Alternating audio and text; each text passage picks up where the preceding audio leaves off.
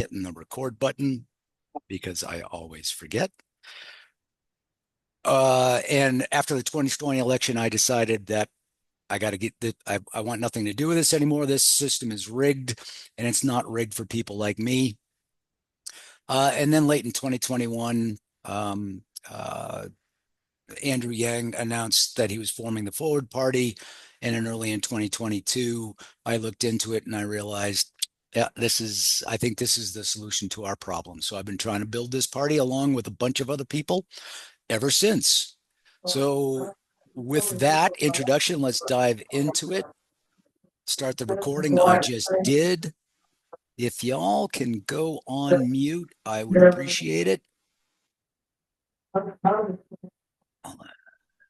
See, I know I've got the ability to mute everybody, but I can't quite find it at the moment. Never can. Okay. We got a poll to launch for y'all and get some interactive stuff going here. So I'm going to launch this poll. And there's a bunch of questions in this poll.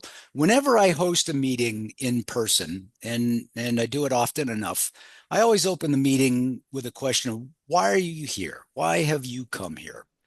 And some very interesting commonalities bubble out of that. So this is a multiple selection poll. You can tick as many of those boxes as you'd like or as few as you'd like. And let's just see if there are any common themes bubble out of this. Um, uh, this meeting, I do have a presentation. I'm going to run through the presentation, but I always want these meetings to be as interactive as they can possibly be. Which means that if I'm talking about something and I'm a former candidate, so I will talk the entire time if you let me. But if you have a question, raise your hand or just shout it out, come off mute and shout it out. And especially if it's germane to whatever I'm talking about at the moment. And there will be a Q&A period at the end, of course. But sometimes the question is directly relevant to what I'm speaking about. So please don't be shy. And I can't always see the chat, so you may write something in the chat. And if somebody sees a question in the chat, feel free to call it out if I'm missing it. So I'm going to let this run for a little bit.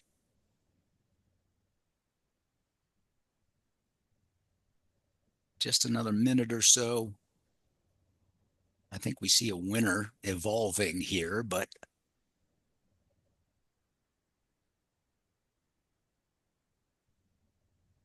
good participation. We've got 18 of 21 who've actually ticked boxes.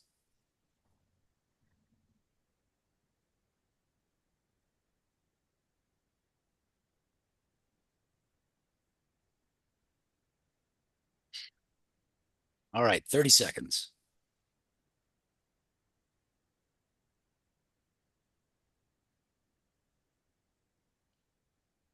And I hope I can show the results of this because can you guys see can you guys see the results as they're totaling up here on the screen? Zoom changes this on me all the time. So I'm not sure who Yes. can, you can see it piling up. Okay.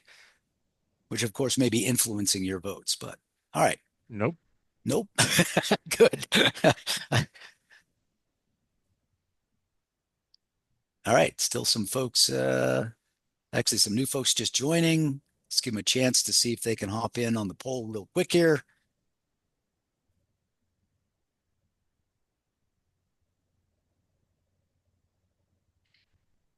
And all right, last call.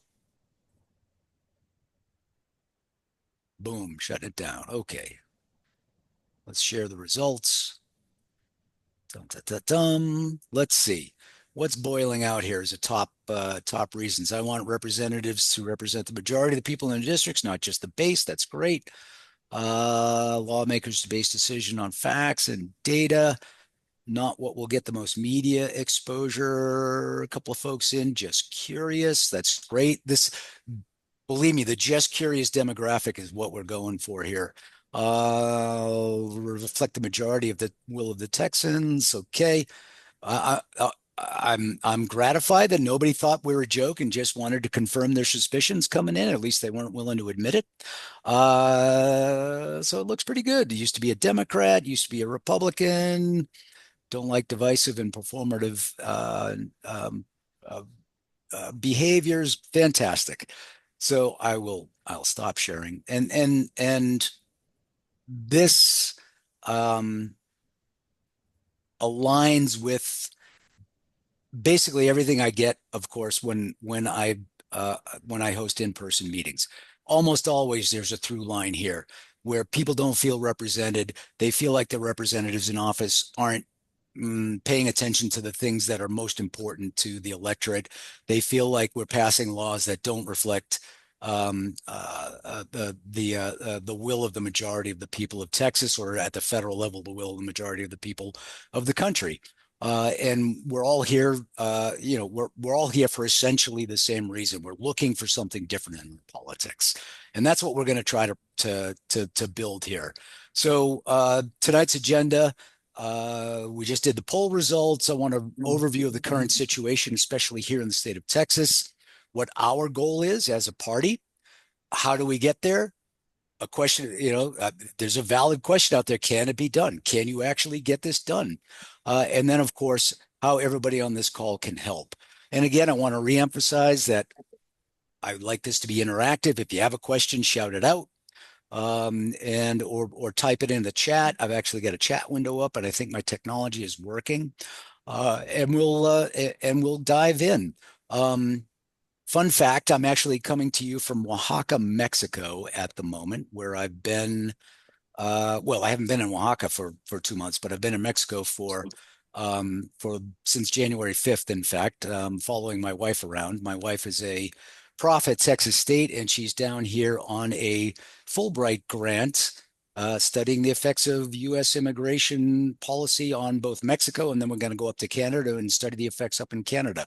And by the way, Doge has pretty much eliminated Fulbright grants going forward. So, I personally, and I don't think anybody objects to a bona fide, valid approach to squeezing out inefficiencies and fraud in how our tax dollars are spent. But I don't think that's what's going on right now. So, anyways, okay, I started venting personal opinions. Let's jump into it. Here's the current situation. This is what the electorate in the state of Texas looks like at the moment. Now, this poll's getting a little long in the tooth. It's about a year and a half old now, but there's no reason to believe that this has changed at all. Nor is there any, and there's plenty of other polls out there that would probably support this. If anything, that independent column in the middle might have gotten 2 or 3 points higher than it is right now. This was a UT Tyler poll taken back in February of 2023. And as you can see, the strong Democrats and the strong Republicans are actually minorities. So the Republican parties and the Democratic Party are minority parties. And arguably that not strong Democrat and not strong Republican identities in the middle could be swayed to swing their vote if there was a viable other alternative, which of course there is not on the ballot at the moment. So what you wind up is a state legislature that looks something like this, heavily weighted towards the Republicans, does not reflect the general election, the makeup of the general electorate, and has basically been made permanent by gerrymandering. Most of the elections are decided in the primary these days. Most districts, we got 150 House districts, maybe 5, maybe 6 are competitive. We have 31 state Senate districts. Only one is competitive.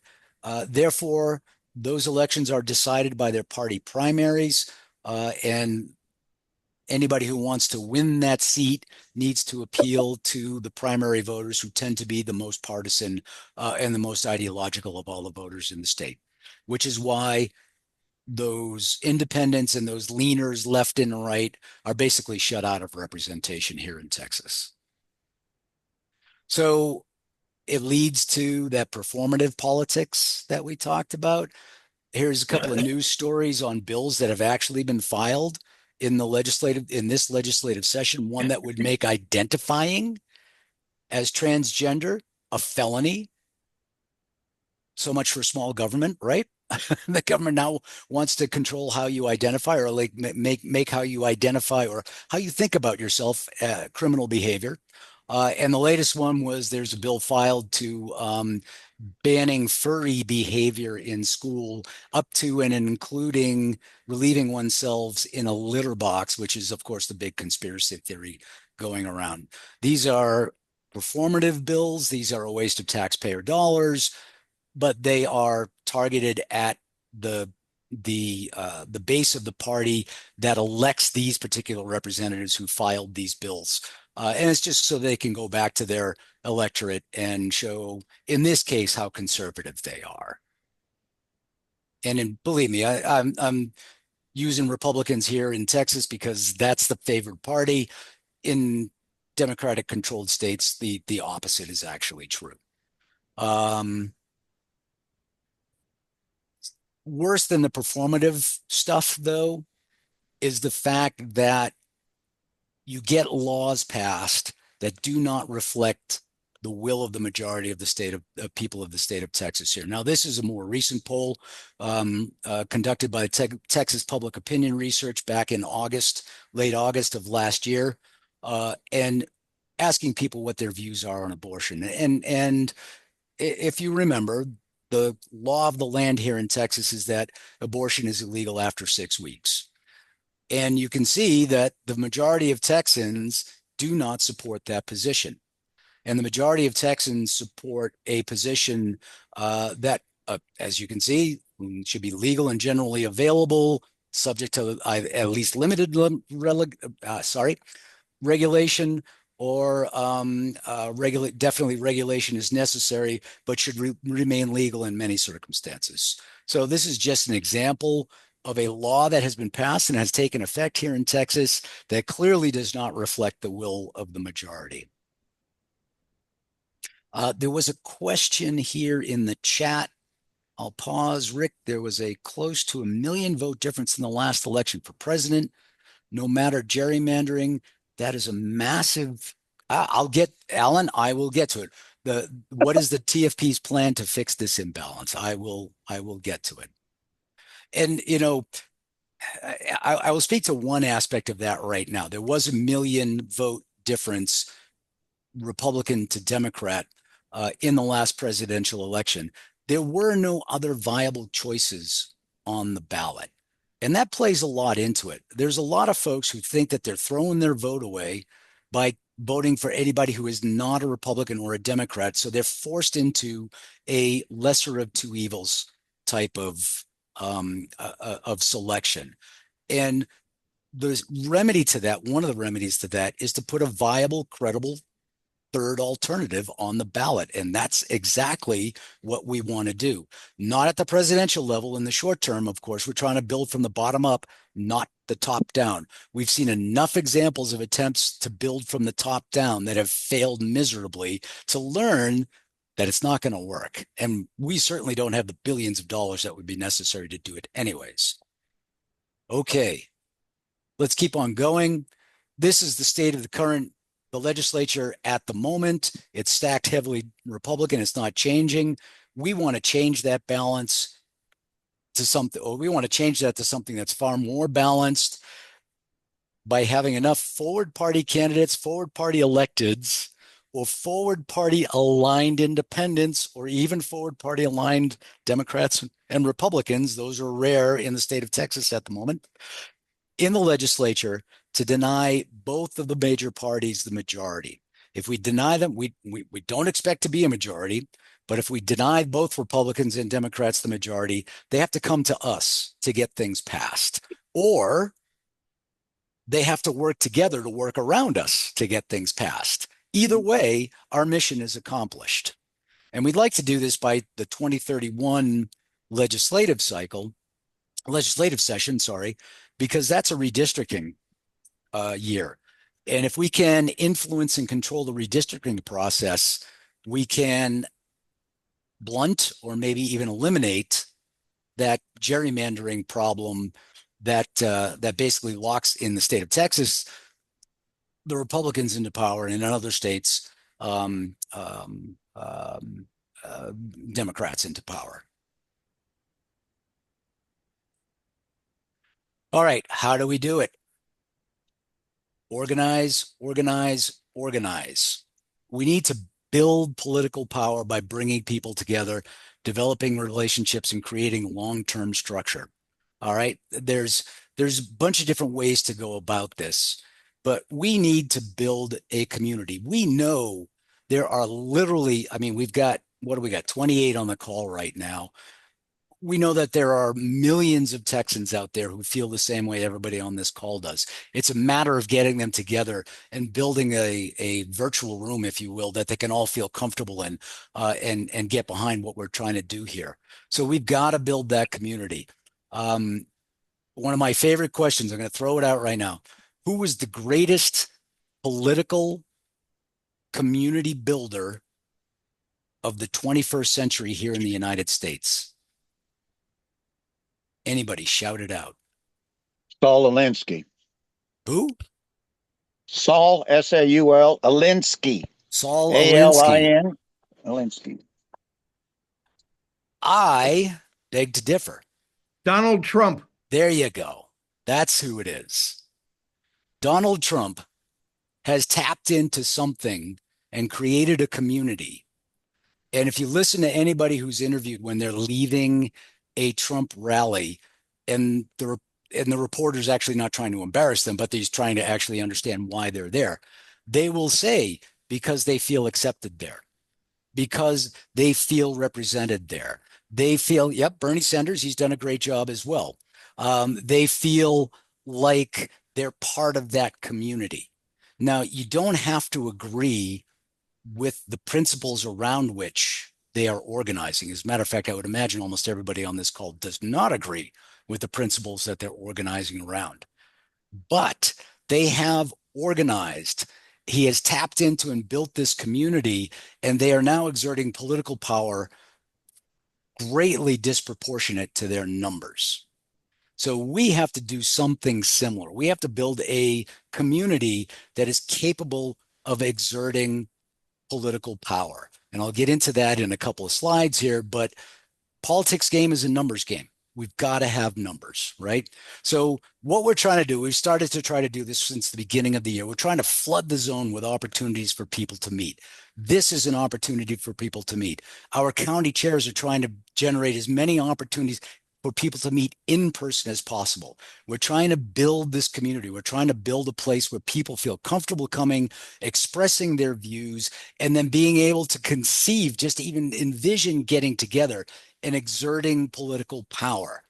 Now, to scale this, it's got to go on. It's got to go beyond Rick Kennedy. It's got to go beyond our county chairs. It's got to go beyond our precinct chairs. We need to focus our resources on empowering and enabling other people to become organizers, to become evangelists for what we're trying to do here.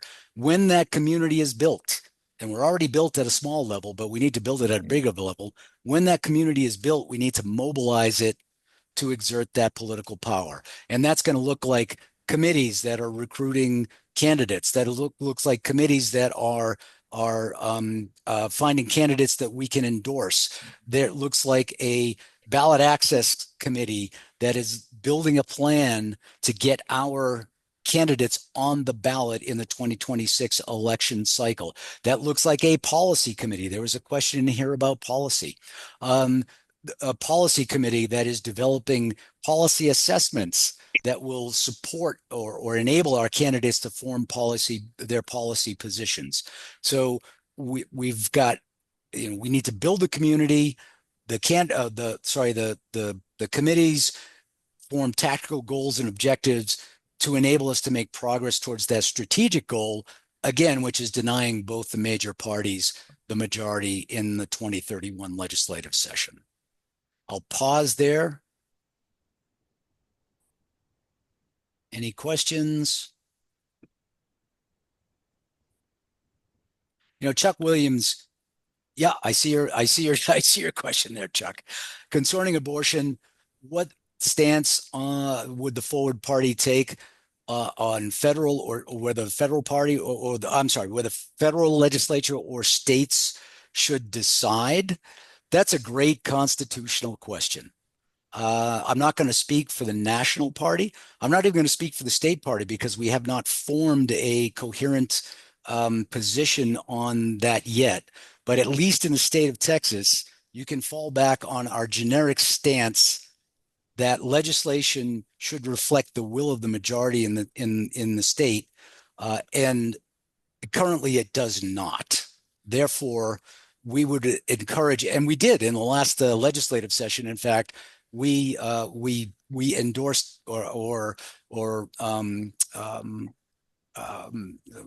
we announced that we supported several aspects or several pieces of legislation that would ease the current restrictions on abortion to move it towards more what the state or what the general electorate of the state actually supports. All right. Thanks, Chuck. Appreciate it. Okay. Charles, I have a point. Yeah. In my old years of studying the circumstances, obviously a Ross Perot thing, he got a lot of attention but did not get elected and would not. Right. What has happened here is that Andrew Yang has created interest in the foreign party. We need to get those who have been in office or run for high office who are recognized by the respective parties as reasonable people to endorse. If we do it only on a low base level, we're not really going to get anywhere. I'm thinking about Republicans like Chuck Hagel, Kate Bailey Hutchison, Scott Brown, Mitt Romney, Democrats like Evan Bayh, Joe Manchin, Sam Nunn, whatever. These are well-known, respected people who no longer have an iron in the fire, but still are respected. We need to try to recruit these people to be examples for us. On a lower level, we're not going to get very far at all unless we have these prominent people like Andrew Yang and others. Yeah, it's a good point.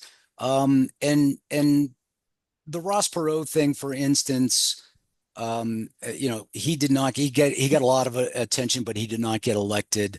Um, Most of the top town efforts don't get elected, but to attract those people that you're talking about, and again, I'll get to this in a few minutes, and it's about a numbers game, right? To attract you mentioned a Joe Manchin, a Chuck Hagel, to attract those folks, even though they no longer, quote, have an iron in the fire, they're still deeply emotionally tied to their parties, right? Joe Strauss, former Speaker of the House here in the state of Texas, is a name that often comes up as somebody who, if we could get a lot, who would publicly align with the Forward Party, would cause a breakthrough, if you will, in the dam. Um, uh, it would be a fantastic step in our development. But to get those folks on board, or to get any candidate, viable candidate, or even any sitting incumbent, you got to demonstrate numbers. You've got to demonstrate that you've got broad-based support.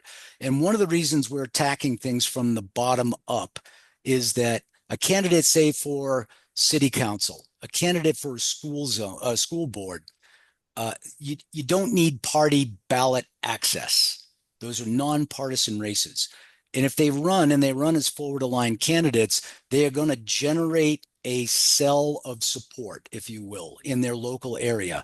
And when we stitch all of those cells together, we generate the numbers. We also generate the party infrastructure that's necessary to support higher level candidates when the time comes. I opened this by telling people that telling y'all that I wanted to run as an independent, but I decided to run as a Democrat.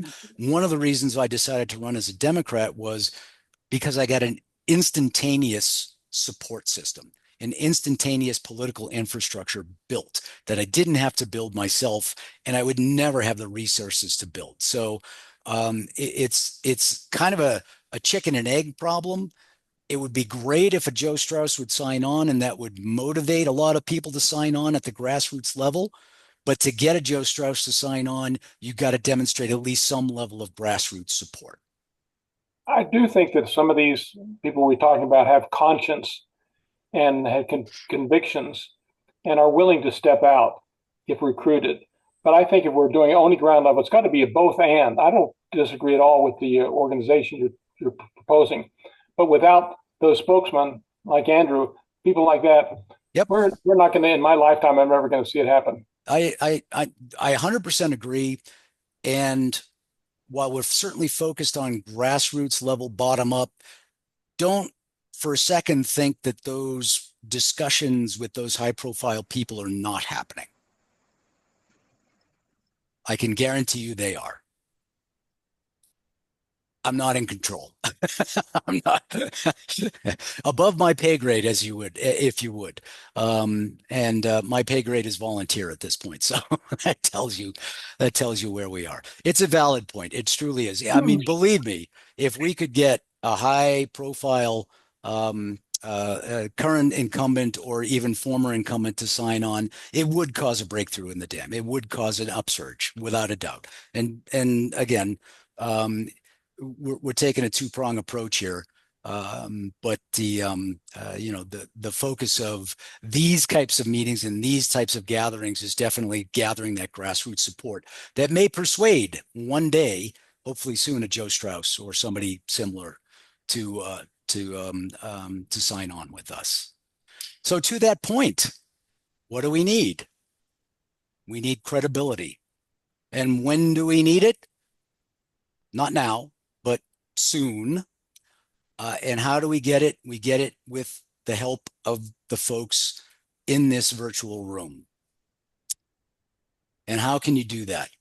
One of the easiest possible things, I talked about numbers, right? You got to have numbers. You got to demonstrate to candidates that you've got boots on the ground that can support their campaign. You got to demonstrate that you've got people who are going to vote for them. You've got to demonstrate that you can get your candidates on the ballot. And to do that, if you don't know about ballot access laws here in the state of Texas, you're going to get a quick primer here because they're some of the worst in the country, or most or highest hurdles to get over in the country. Kid to sell this old stuff. That's what I need to do tomorrow. Hey, Cheyenne, go on mute. Cheyenne's our vice chair up in Tarrant County. One of the things we can do, we need to gather to get our candidates on the ballot as a forward party candidate on the ballot line is we have to gather 81,000 plus signatures, valid signatures, ink on paper signatures in a relatively short 75-day period that starts next March, immediately after the primary, and goes for 75 days somewhere into May. And then we have to file all of those ink on paper petitions with the Secretary of State. They have to survive all of the challenges that will come from the major parties, which means we need 81,000 valid signatures. We probably need 120,000 raw signatures. One of the easiest things you all can do to help us is to sign a pledge. It's not even a sign, to tick a box, an electronic box, to pledge that you will sign our petition to get our candidates on the ballot a year from now. And I want to stress that this doesn't obligate you to sign when the time comes. If things change, you don't have to sign. You're not making any legal commitment whatsoever. But the more people we can get to pledge to sign, the more credibility we have that we'll be able to get our candidates on the ballot, the more credibility we will have with potential candidates that we want to endorse. And we have a very challenging goal to get about 40,000 of these pledges before the end of this year. And we've got a short-term goal to get 100 by the end of this month. And at last check, we were at 85. So 15 people on this call, go to that URL, scan that thing right now and say, yep, we'll sign your ballot access petition next year to get a third viable option on the ballot in 2026. We'll meet our March goal, we'll up it, and then we'll carry on from there.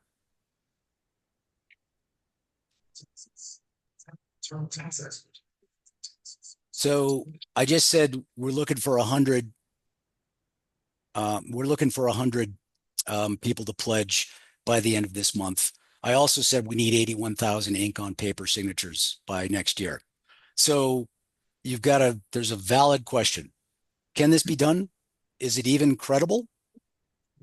And we've got some evidence that our approach is working. So since we started this approach in January, as you can see, new signups. These are people who have gone to our website or gone to the national website and said, keep me informed. I want to volunteer. I want to run for office, et cetera, et cetera. You can see there's a big spike here in March, and we're only a little over halfway through the month. There's been a big spike in website traffic through March as well, and we hope that will continue.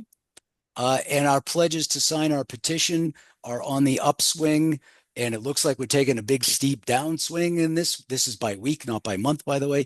And it looks like we're taking a big steep downswing this week, but we're only 2 days into the week. So I expect this trend to continue as well. So not only can it be done, it's starting to work. We do, of course, have to scale this beyond, again, the 30 people in this room. And the 14 county chairs that we've got to enable and empower more people to evangelize this. And thank you, Tamara, for just signing. I appreciate that. To evangelize what we're trying to do here and to generate the snowball effect that we're going to have. Because having 100 people sign or indicate that they want to sign your ballot access petition next year, that's all well and good. Having 1,000 people sign, you might get a little bit of attention. But when we could say we've got 5,000 people, and then when we can say we've got 10,000 people, that's going to generate attention. It might even generate media attention, which will help build the snowball. We're going to be looking for folks to start evangelizing this on social media, evangelizing this amongst friends and family. And to start to build that snowball effect. It's not going to be, we're not going to get 40,000 people next month, but there will hopefully be a snowball or a hockey stick, if you will, if you're a hockey, if you're a hockey fan, hockey stick effect as we go through the year. All right. How else can you help? Well, you can sign up to volunteer. You can reach out to your county chair. Every county chair has an address, county name .county@texasforwardparty.org. For instance, Hayes County, hayes.county@texasforwardparty.org. If you're in Hayes County, I'm your county chair as well as the state chair.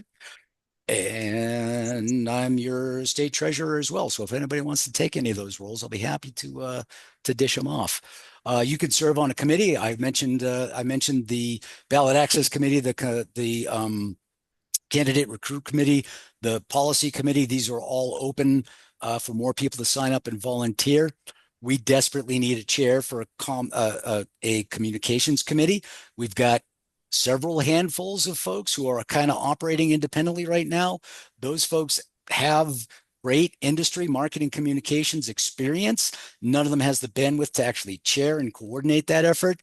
If there's a critical read right now beyond signing that or indicating that or pledging to sign our ballot access petition next year, I need a comms committee chair and I need them yesterday. So if you got a little bit of time and you got a little bit of motivation, shoot me an email at rick.kennedy@texasforwardparty.org and we'll get you on board. And of course, as I always say to everybody, I'm an ex-candidate. I've got to ask, if you can't contribute your time, you can contribute dollars. So if you can make it a monthly contribution, that's even better. Those numbers mean something as well. I'm trying to not emphasize them so much, but the more recurring monthly donations that we've got, again, the more credibility that you have as an organization and as a party. Cynthia, Chuck, Sheila, thank you so much for signing. I truly appreciate it. And that, folks, is the end of my prepared remarks. So I'll open it up. Questions, comments, topics for discussion. You wouldn't believe how many times a day I say that. Yes, I have a few questions. Can you hear me okay? Yeah, we hear you, Bill. The gentleman that was on there previously, whose name is Charles, I have to agree with him in that there's got to be something at the top of this thing that's going to draw these people. I am an employer, and I have a very conservative and a born again Christian conservative sister and brother. And I'm on the opposite end, very far apart. But the two things that unite us that we can agree on is one, at the top, there needs to be a complete reorganization of the electoral process on the national level. Uh, the fact that the Democrats only had 3 months, as far as I'm concerned, that's what they do in England. That's what we ought to do over here instead of having a 1 to 2 year thing. So the electoral thing could be one, and the other thing is everybody, myself as an employer, is extremely concerned about what's happening to our most national resource, which is our kids from the age of 3 years old on up to even 40, where we got a few generations that have never worked or don't know how to work or are not educated, have not grew up in single mother households that grew up pressing buttons on a game board. And those two things, which are have solutions, certainly something that ought to be looked at, and it's something that could draw people to your cause. And everything that Rick is saying, I agree with. But I think we have so many voters that just aren't all that educated that Ross Perot's big attraction is he had one thing, balance the budget, Yep. that he could get everybody to agree on. And that's what's needed. And to that point, Bill, we're while we haven't formed firm policy positions yet at either the state or the national level, the budget deficit is quite possibly the thing that a new party will um, will will converge upon as a key issue. And the fact that the fact that you know there's a lot of performative political theater going on at the moment around with this whole Doge thing, as if laying off, randomly firing federal workers is going to solve the budget and the deficit problem, which is actual It's not going to bullshit. happen. It's bullshit. May I be Yeah, frank? total. So I didn't want to say that, but you're absolutely correct. It's total bullshit. it But is, and I don't mind helping on the policy committee, but I think you're going to have a couple of big topics that the average voter who basically is just out there working, trying to get by, can understand to get them to sign up. yep, Otherwise, I think this would take too long to do. I think you got to do the big, got to go for the big kahuna, is what I think. But okay.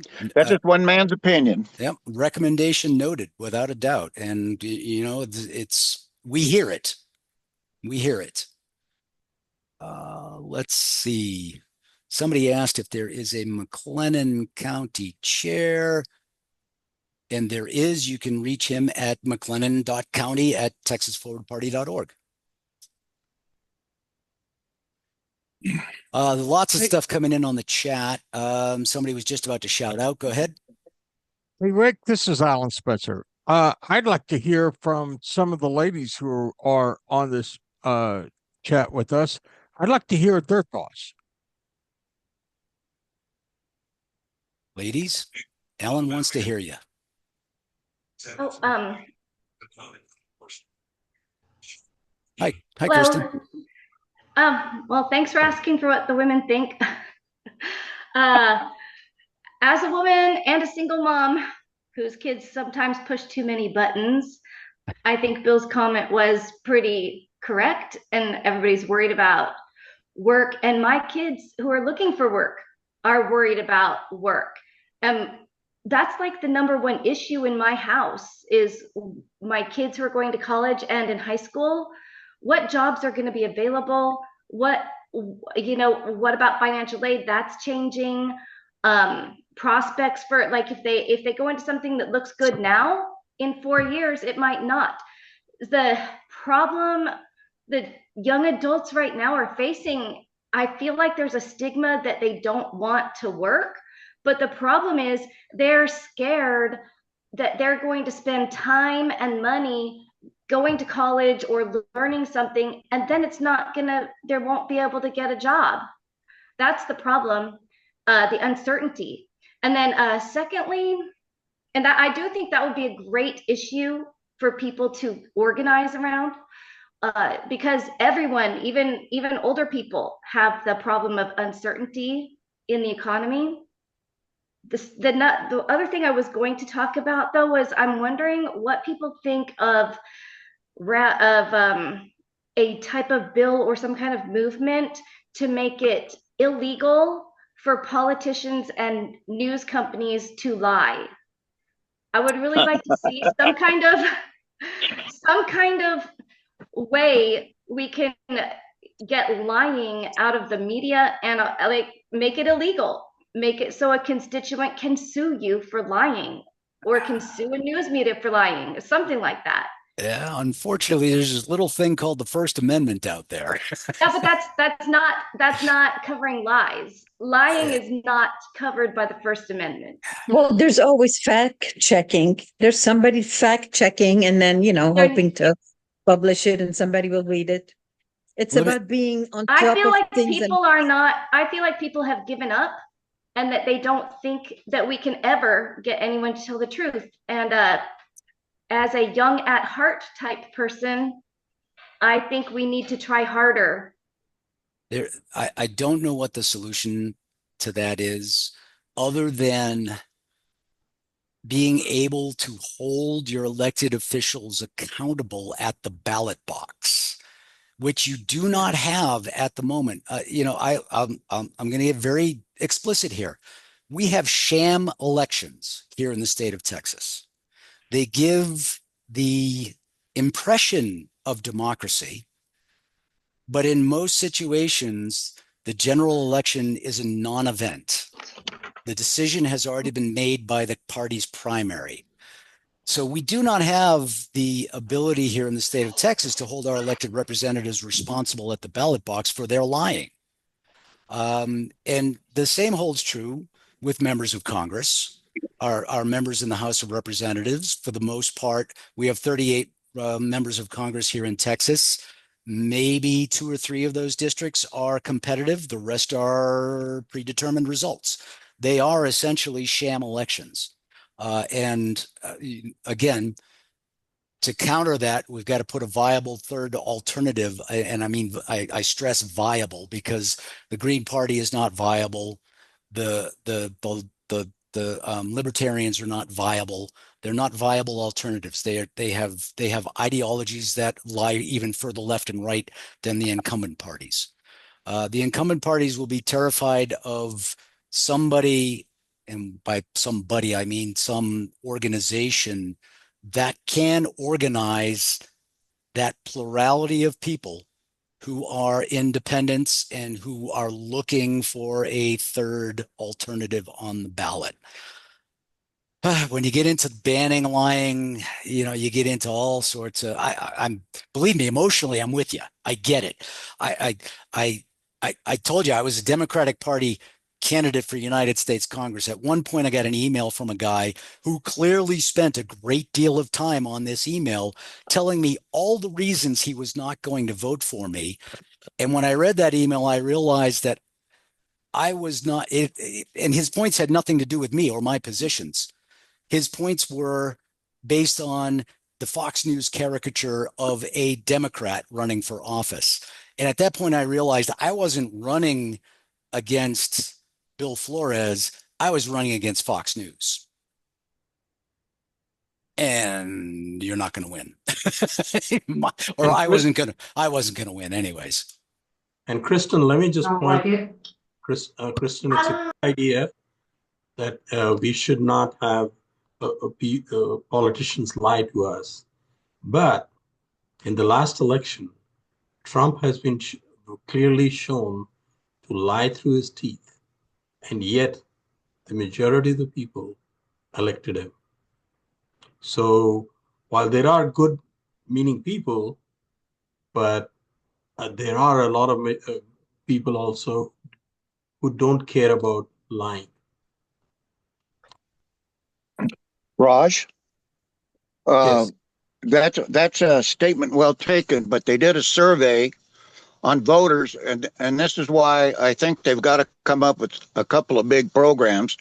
They did a survey on voters, not their party, voters that came out of the voting booth, and they said between 50 to 55% of them could not answer three major questions that a sixth grader should know.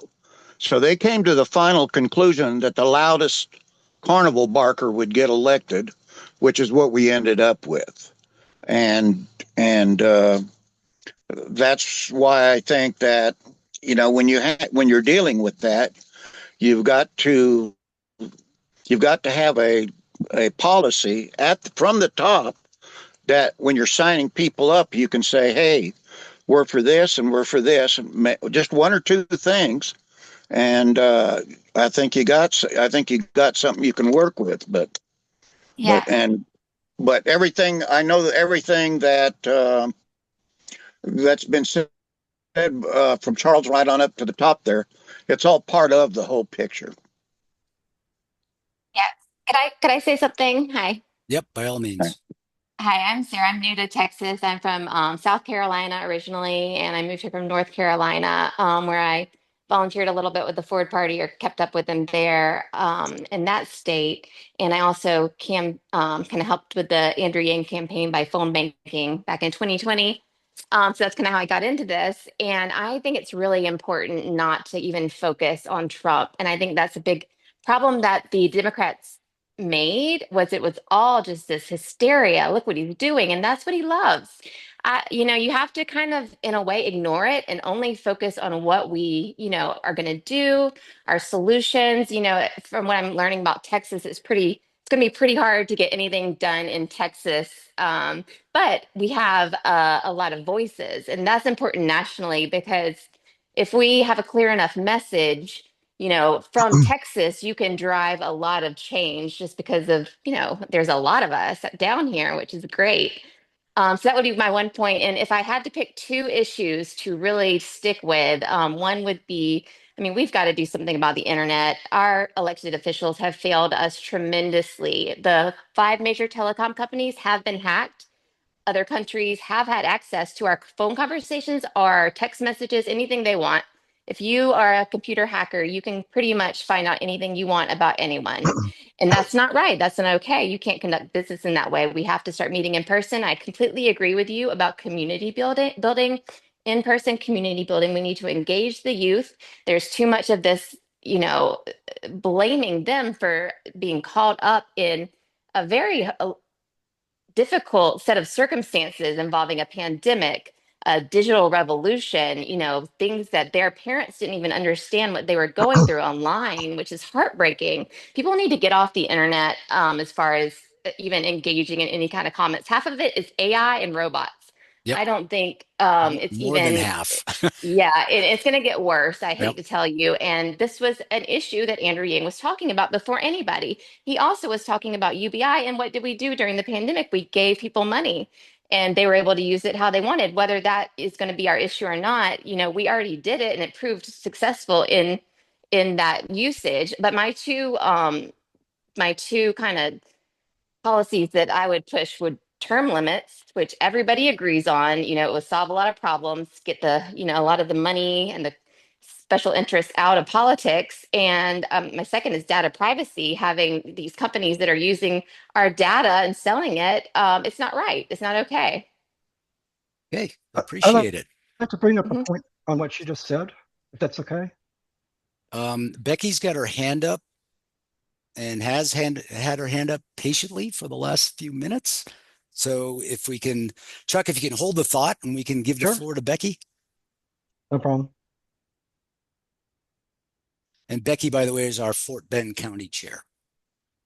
Thank you. You asked, or someone did, I think it was Bill Hodges, asked what the women thought. I'm curious to begin with why he asked that question. But I've never been That afraid. was not me that asked that. I think that was somebody else. Um, Rick knows I'm never afraid to give my opinion. I mean, Lord knows I have many times. I'm well aware.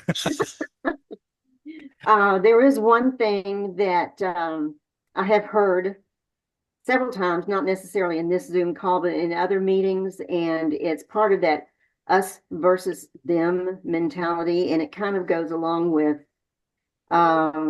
those kids today don't want to work. Those kids today don't want to learn. Those kids today don't want to go.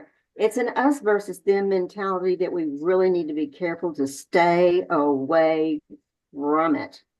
The phrase that really just absolutely turns my brain off is when you use the phrase single mom. Oh, she's a single mom. She's a single mom. Poor thing. She's a single mom. I got to tell you, a married mom may be at just as much of a disadvantage, if not more, if she is dragging around a boat anchor of a husband with her. Or if she has, no, I'm serious. If she is married to a Debbie Downer who is going, oh, you can't do that. You don't know what you're doing. And no, you can't tell the kids what to, you don't really, a single mom might be better off. So let's not act like the single moms that are disadvantaged here. They may be standing up for their own freedom and doing the right thing. And yeah, Becky, possible, that's great. You go, girl. It is possible to have too much help. Like Grandma Gertie, shut up, and Aunt Susie, zip it, honey. I don't need any more of your advice. So, oh, poor single mom. That woman may be living her best life, really. So let's try not to do us versus them mentality on particular segments of the population. It's hard to raise kids. It is hard to hold down a job. It's hard to get education. It is hard to live a good life. Let's just help everybody be the very best they can be. Okay, let's stop the us versus them stuff. Okay. Well, the reason why I brought that up was this, that as far as I'm concerned, it doesn't have anything to do with the children. What it has to do with is the failing of this society to make sure that the proper tools are there, so the single mothers and or married people, for that matter, can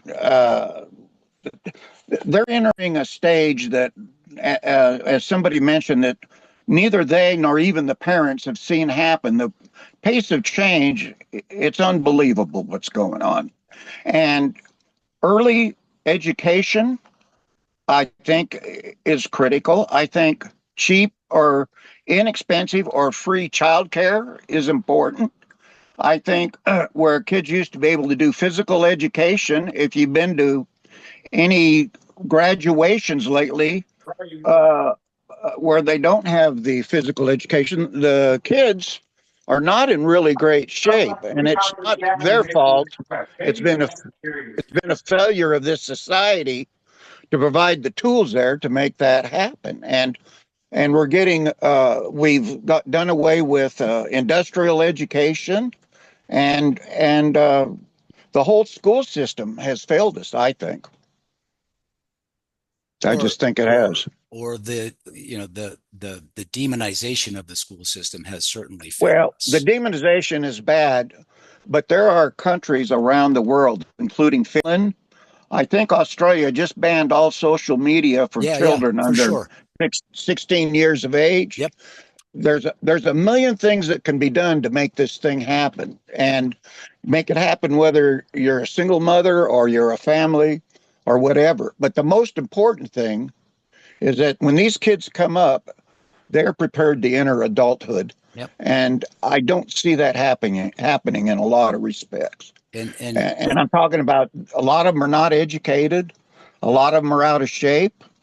And I have a business, quite frankly, the only ones I can get to come out to work are Hispanics. And I've got a bunch of 50 and 60-year-old guys working for me that at some point they're going to topple over.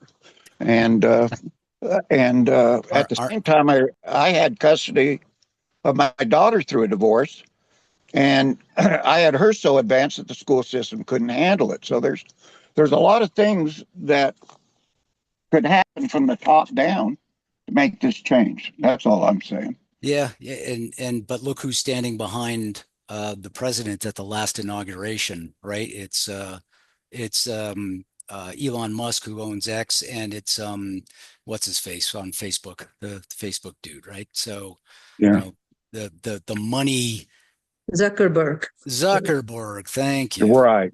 The It's all money, about the money. the It's money. all about the money. So And did there's we need two 80-year-old men running for president? That right. was my first question. There's, and I'll speak about here in the state of Texas. In the state of Texas, citizens do not have the right to put referendum questions on the ballot. So citizens cannot directly legislate here in the state of Texas. That's in the Constitution, the state Constitution. So there's only two ways to really exert political power here in the state of Texas. One is to be a West Texas billionaire who likes to throw money at people like Greg Abbott, but in the millions of dollars at a time. Or the second is to organize and elect people who will represent your points of view. And since I don't have billions of dollars, and I don't think anybody on this call does, we're trying to take the second approach. Sean. Yeah, I was just going to say from a platform perspective, I would honestly leave a lot of like culture war issues, identity Yeah. politics out of the platform. We want none of that. We want Yeah. none of that. The first policy statement you're going to see is on energy policy and the grid. You're not going to see trans women in sports. You're not going to see any of that stuff. We will avoid the culture issues, believe me. All right. Anybody else? Questions, comments? Somebody talked about ignorant voters earlier. We do not teach civics anymore. I think it's critical that we teach people how their government works and how their vote actually impacts their lives. Personal opinion. Amen. But does it? I think that's the problem. It's so broken. What are we even going to teach them? So that's fair at this point. I went at great lengths to basically tell people your general election vote doesn't matter. So I just, in a way, I just contradicted myself. But on the assumption that we can somehow get things back to quasi-normal, then your vote really does have impact. Bob.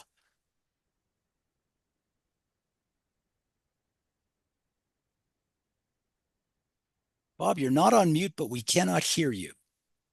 This is Alan. And basically, if you do not vote, then there is absolutely no recourse for any of us. Wants to crush the black widow like a bug. It's absolutely correct. Oh, is that two cats on video? I've been away from home for 2 months. I miss my cats. Bob, down in San Antonio, you did wave your hand. 75-25. But we cannot hear you. And you're not on mute, so I don't know what's going on.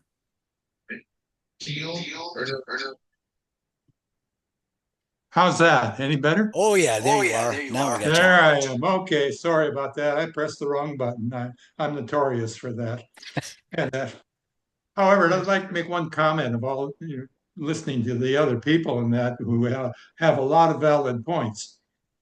Something that I learned very early in my life in that was that when I was about 8 or 9 years old, my father told my older brother, who was turning 18, my dad said that when you turn 18, you are on your own and you better be prepared to face life as such. And I thought that was a really harsh statement. And that says, I'm going to be thrown out of the house when I get to be 18. But as I grew up in that, I learned to take a more independent stand in that as far as myself was concerned. And I came to believe in that my dad had a good point. that he wanted us to be independent, and he took the steps necessary to see that I got a good education and that. But he said also in that you got to learn to take care of yourself, Yep. and you be responsible for your actions. Whatever you choose to do, and if it's a wrong idea, you got to stand up and take it like a man. Yep. And but anyway, in that I passed that along to my two children, which they decided to follow my footsteps in that respect. Both of them are highly successful people now in society, and it has been passed on to my four grandchildren. That's good. They've all worked within their family to make sure that, in spite of the education problems, in spite of money problems, you can get a good education. I had to educate myself. I did it through correspondence school, and got an equivalency rating, and in electrical engineering. And so takes that time, and that, and and that I realized this way is not the only way to do it, but you need that if you're going to be parents of children, you owe it to them and to the future, and that we wouldn't have so many problems in society if more people did, I would think, follow something like what I did and a number of other people are doing. Yeah, And the best thing we can teach our kids these days is to be able to cope with change, because change is inevitable. Change, somebody said the pace of change is accelerating. It's going to continue to accelerate. You know, people used to make a living as lamplighters, right? We don't have lamplighters anymore. And there are going to be plenty of jobs that are destroyed by evolution in technology and in society, but there will also be plenty of jobs that will be created, and we just don't know what they're going to be. So we've got to teach our kids to be flexible. We've got to teach our kids to be able to think critically. And as you say, and a couple of other people have said, they've got to learn that they've got to take care of themselves. So I'll shout out for my own 24-year-old son who went through the pandemic and took a year off of school, but went back and all that stuff and just got a big boy job himself. So finally get him off my payroll, so to speak. All right, somebody think was chiming in there, or was that background noise? Might have been background noise. All right, any other questions, comments, topics for discussion? And I want to spend my time my way. I chose Key-Center because it works for me. Okay, I think that's background noise. All right, if there's no other questions, first of all, I want to say thank you to you all, because this has been one of the best, most engaging, rousing sessions that we've had. And this is exactly what we're trying to build. So thank you all so much. I really want to build on this. I want to thank everybody who signed the pledge to sign our petition. If anybody went out and poked the volunteer button and wants to help us evangelize what we're trying to do going forward, that's great. We'll certainly be in touch with you. Let's see. There's lots of opinions being expressed in the chat. I appreciate that as well. We will make this recording available. We will make the deck that I shared available to everybody. And I appreciate your time. I did want to leave you with this, if I can find the right button. Let me know if you can see that.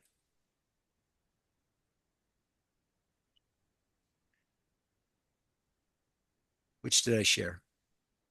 Can you see the cartoon?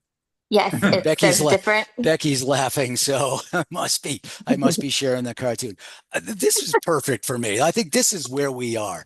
People are so frustrated with our politics that, certain segment. I've always said that we're a moderate country, and that we put Republicans in power for 4 to 8 years, or even 12 years. Then we put Democrats in power for another 4 or 8 years, because we're trying to find the balance in the middle. But the only options we're given are outside that middle.